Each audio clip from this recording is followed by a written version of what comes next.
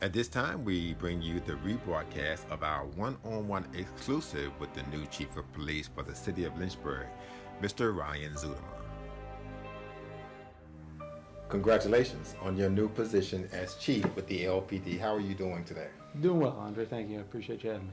How do you feel with this new position? Were you shocked, surprised, becoming the new Chief? Very excited, I would say, certainly. Probably more importantly, though, very honored and certainly humbled to be in this position. You know, there's a lot of great men and women that work in this police department, and to be the person that gets to lead them moving forward is just very humbling.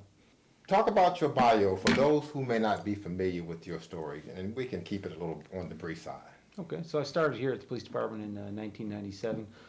Throughout my career, I've worked in a variety of assignments. I was a patrol officer, of course, starting out early, then was a K-9 handler for several years. I worked on our tactical unit for some years. I was assigned to our criminal investigations division, and as I got into the command staff ranks, I've worked in pretty much all the positions we've got here. I've had time to even spend in the budget office, wow, and grants, things like that. And pain and sorrow. Administrative assignments, but you know, sometimes the assignments that we aren't looking as forward to as the others make us grow the most. So it was good to be in those assignments, get the opportunity to understand how our budget works, and obviously it'll serve me well going forward as the chief. You know, Ryan, I've known you for a long time, but I've never really had a chance to talk about some of the personal aspects of who you are.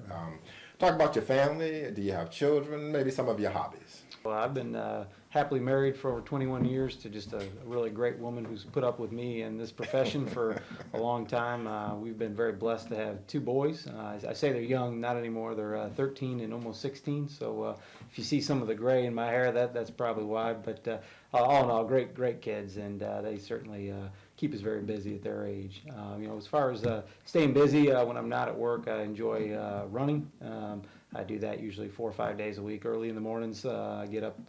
I found that if I don't do it first thing in the morning, I find about a million excuses when I get home from work of why I can't do it. So I usually get up about 5 in the morning or so and go for a run before I even come into work, and that way I've kind of already accomplished something for the day.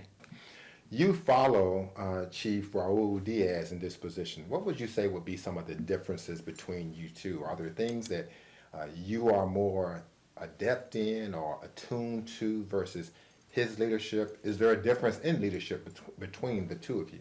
Well, first and foremost, I think it'll be a pretty seamless transition from Chief Diaz to myself. Certainly we're different people, obviously, and I think the only difference you will see is, obviously I grew up in the police department here. You know, I started here as a very young man, and I feel like I know the folks very well in the police department. I feel like I know the community very well, and you know, obviously he did a great job of getting to know the community and getting to know the officers. But you know, it's difficult to do when you come in from an outside agency. So very happy at how certainly he treated me and what he did for the department over the years he was here. But you know, I think I hope I'm very in tune with what's going on in our community, and have built a lot of relationships, personal relationships with many people in the community, and also with the officers. So I think going forward that'll help us as a department. Well, Chief, you know, I wanted to talk about diversity. It seems that no matter where we go, organizations, businesses, nonprofits are talking about diversity today. What is your plan to build the LPD and make it a little more diverse? When I talked to Chief Diaz, he talked about only having 2 or 3 minorities, 2 or 3 African Americans in the top 3 tiers, if you will, and I don't know the correct LPD terminology. Right. But the command staff, the higher level, there were only 3 out of 174 officers. What is your plan to get those numbers up in terms of diversity, or are we wrong in thinking that diversity is a big issue? And diversity is always important. And one of our challenges, like many other law enforcement agencies around the country, is to make sure that we represent the community that we serve. And diversity is a real big part of that. We are certainly underrepresented when it comes to the minority community in Lynchburg. You know, when we look at the African American community here, we're roughly 30% in this city, and we're not even close to that in the police department, to be very blunt with you. So what would we need to do to fix that? We need to make sure that we're engaging with the right members of our community that can help us identify folks that are good candidates from the minority community to be police officers. You know, we've done a lot of things over the years, from minority recruiting assignments to summits to try and bring people in. But what I think I've learned over the years, almost 22 years in this police department, is the way we really do that is through one-on-one relationships. It's me reaching out to Andre and talking to Andre, who I've known for a long time, and saying, hey, Andre, I need your help to identify strong minority candidates that want to be police officers, right? So this other side of that is not only do we need to find those people, but we need to make it an inviting place for them, right? So what we have to do is we've got to build those relationships in the community, because if we don't have those relationships in the community and you say, hey, you know what, Ryan, I'm going to go out and I'm going to talk and see who I can get, and you walk up to somebody and say, hey, you ought to go join the police department, and they look at you and go, why in the world would I join them, man? We need to have those relationships in the community already, so when you bring up, hey, you can join the police department, they say, oh yeah, I know that guy Nick. Yeah, man, he was over at our church the other day doing an event with them. Those are good people. Yeah, that might be an idea. I might do that. So we've got to build those relationships, and that's really one at a time. We can certainly have large events, and we can talk to people, and we might get lucky and get one or two people out of that. But where we build those relationships in the community, whether it's through the faith leaders in the community, whether it's through community centers, or just people that are informal leaders in the community, we need to identify who those are in the minority communities, reach out to them, build those relationships with them one-on-one, because it's a lot different from me coming into a minority community saying, Andre, you need to be a police officer, as opposed to someone you've grown up with in your community and you respect in the minority community telling you the exact same thing. But we're talking about moving and hiring and promoting Absolutely. people of color to some of the leadership positions within the LPD. We know we've seen an influx of hiring of minorities, which people think is a good thing. Mm-hmm. But again, the LPD always seemed to be prepared. You guys have plans for storms.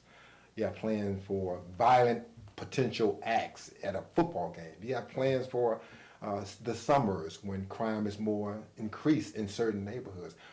Is there a plan with the LPD to promote and train and prepare some of the minority police officers for the higher echelon, if you will, of positions within the LPD?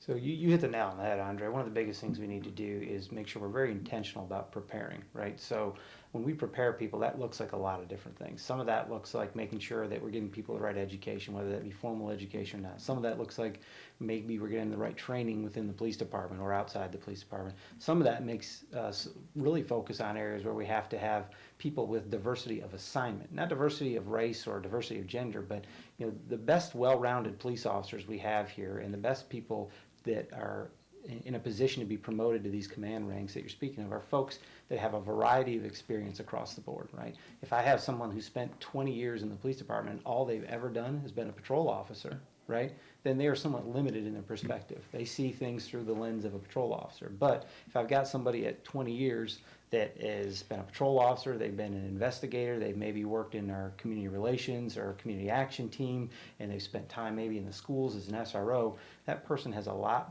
bigger breadth of experience and a lot more diversity of assignments. So we need to make sure for all of our officers, certainly our minority officers as well, that we're developing them in all these different areas, because the most well-rounded candidates are usually the ones that we find function the best at those command levels. So we need to be a little more intentional about that, obviously, and make sure we're providing those opportunities to everyone. Our time with the new Chief of Police for the City of Lynchburg continues after a commercial break. Stay tuned. When you hear the words oral cancer, think about more than just your mouth. This surgery can really leave a mark on your shoulder, not to mention what it can do to your face. You can quit. For free help, call 1-800-QUIT-NOW. Hey, I'm gonna need a ride. Okay, on my way. Hey, we've been drinking. Can you come pick us up? Okay, I'm on my way. So I think I'm ready to get out of here. You ready to go? Hey, man, you need me to call you a ride? Trust me, man. I'm fine. Come on, let's go. On my way. What's your plan to get home safe? Don't drink and drive. At this time, we go back to our continuing interview with Ryan Zuidema, the new Chief of Police for the City of Lynchburg. Well, Chief, I want to thank you for this opportunity. As we exit, by the way, I hope that we can have more interviews. I know this is kind of your first day, if you will, in the position, but we've always had a chance to interview a number of chiefs, and we hope you'll be here a while and we'll have that same kind of rapport with you, Chief. As we exit, so many people are concerned about the LPD and policing overall. It seems to be so many negatives coming toward our law enforcement entities. How do you feel about those who simply don't like police officers these days? I recall going to a ceremony where you guys were having a service for a dog, a police dog, and people were saying there are more people here for this memorial for a dog than comes out for the memorial for some of our officers. And the person that with the LPD that was telling me this story found it disheartening, the negatives. And then on sidebar, it seems as though we don't hear enough about the good things that police officers do. It's a huge dynamic. It is, and you know, the challenging part for us is, you know, sometimes unfortunately the actions of some officers, not even in the Lynchburg PD, right, could be across Virginia, could be on the other side of the country. Sometimes those actions impact anybody that wears a badge, and that's unfortunate, right, because by and large, this profession has a lot of great men and women, and I can tell you that having worked here for as long as I have, this police department has a lot of great men and women that do exceptional work each and every day in this city. And to your point, sometimes we don't do a great job of telling our own story, right? Sometimes I was just talking to some other folks earlier, and I ran across Officer Kayla Young. Officer Kayla Young last month was awarded our Officer of the Month award, okay? She's about a 5 or 6 year veteran of the police department here, and she was awarded that Officer of the Month because she literally saved someone's life. She was dispatched to a call for service where a gentleman was having a severe medical issue. She performed CPR on him when she got there until the medics arrived, and she literally saved his life. And you know, we need to do a better job of telling those stories, right? Because now, do we go out every single day and perform CPR and save someone's life? No, but we do a lot of other things in this community that are really great things that go unrecognized, and sometimes we need to do a better job of telling our story there. For the negative side of it, you know, what I would encourage people that have those views is to come and sit down and talk to a police officer. And we have perceptions, you have perceptions, we all have perceptions about what other people are, what they're involved with, or what they may be like. And a lot of times those aren't grounded in fact, right? They're grounded in either speculation or, you know, we're just filling in the blanks because we don't realize what that person is, where they're from, what they've dealt with in their life. So I would encourage, you know, not only our officers to reach out and build those relationships in the community, but I would encourage our community members to reach out. And if they see an officer somewhere, walk up, introduce themselves, talk to them a little bit, ask them about what's going on. Because the only way I learn about someone that's different from me is to sit down and have a one-on-one conversation with them. So, you know, there's certainly times where we have challenges in law enforcement that we deal with, but those would be the exception, I think, rather than the rule. And by and large, our folks are out there doing great work each and every day.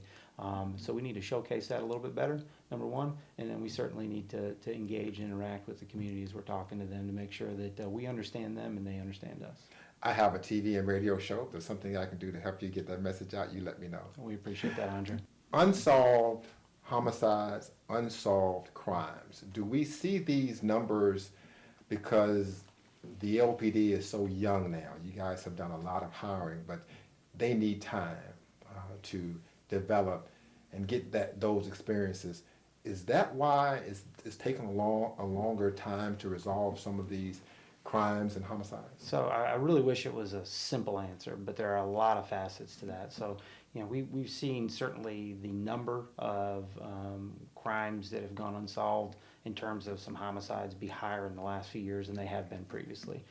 There's a lot of things that factor into that. I think, you know, one of the things certainly is we are a young police force, and certainly a 20-year detective probably has a lot of different tools in his tool belt or tricks in his bag or her bag, right, to solve crimes compared to a detective that has maybe 2 or 3 years. Now, I'll tell you, even our 2 or 3 year detectives, they're working their butts off. It's certainly not for lack of trying. These men and women are putting in countless hours. I can remember a homicide just a few years ago on Schaefer Street, where we had a group of detectives that were out working that homicide for about 54 hours straight. So for 2+ days, these men and women didn't get any sleep, and they worked and worked and worked to try and solve this case, and ultimately did. And we're very proud of them for all that hard work. So that's one piece of it. The other piece of it is we've got to do a better job of somehow getting that information from the community back to us. There's a hesitancy in many communities, certainly, to cooperate with the police, and we understand and we recognize that. But there's other ways other than standing out on your front porch and telling everybody, "Hey, I'm going to call the police and tell them everything I saw." Right? You know, we've got a concerned, reliable citizen program that we engage our community members with. We certainly have Crime Stoppers that people can call anonymous tips with, and we encourage folks to reach out to other people. We've partnered with a lot of folks and our faith leaders in that community that talk to folks, and however they want to get us the information is important. But we've been challenged with that lately, to be honest with you. A lot of these crimes and some of the violent crimes we've been dealing with lately are situations where we're not getting as much cooperation from the community as we'd hoped. There's people out there that know information, and what I ask these people honestly, and you got to look them in the eye and say, if this was your son or your daughter that was just violently attacked or maybe even killed, and somebody had information, wouldn't you want them to come forward with it? And the answer is obviously yes, right? So we need to figure out what those barriers are. How do we break those barriers down and make sure that people that have information about crimes that are being committed, that somehow that gets to us? Because again, we don't solve this by ourselves. We don't have a magic wand when a crime happens that we show up, we wave it, and we just figure out everything that happens. The last piece of that is these investigations have become so much more complex, right? And that is technology related. So, it used to be back in the day when there was a crime that was committed, we would go, we'd work the crime scene, we'd collect any physical evidence that was there, right? And then we'd sit down and we'd talk to you if you were a witness or involved. We'd talk to the other people that were involved, and we'd get statements from them. And that would be the end of it, right? And we'd piece together our case that way.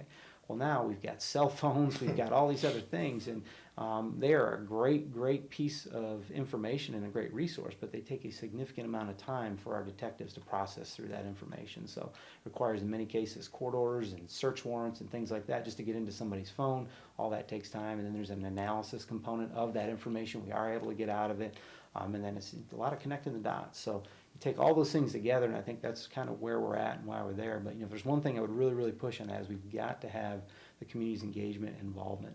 Part of how that happens is we build those relationships ahead of time, right? We don't wait for the crisis to go in there and build a relationship. We have that relationship built already so that when there is something bad that happens, we can go to those people who already trust us. Because at the end of the day, if people don't trust us, we're not going to get very far. We've got to have that trust in the community. Well, Chief, I want to thank you for this opportunity. As we exit, what are some of the things that you feel as though the community needs to know about you as the new chief, and some of the goals that you have moving forward? Yes, I think to know about me as a new chief is that I'm going to be here to listen to people's concerns. I certainly want them to bring my attention to anything that they're concerned about. If there's something going on in the community, this is a large town, and there's a lot of people here and a lot of things happening, and I may not always be directly into every piece of everything that's going on. So if there's something that is a blind spot for me, I'd certainly want them to bring that to my attention. And obviously, if they have concerns about anything that involves the police department, we'd like to hear that, because at the end of the day, we're your police department, not the police department. I think there's a real big difference there. We are successful as a police department when we partner and engage with our community, and so I want people to feel a part of that.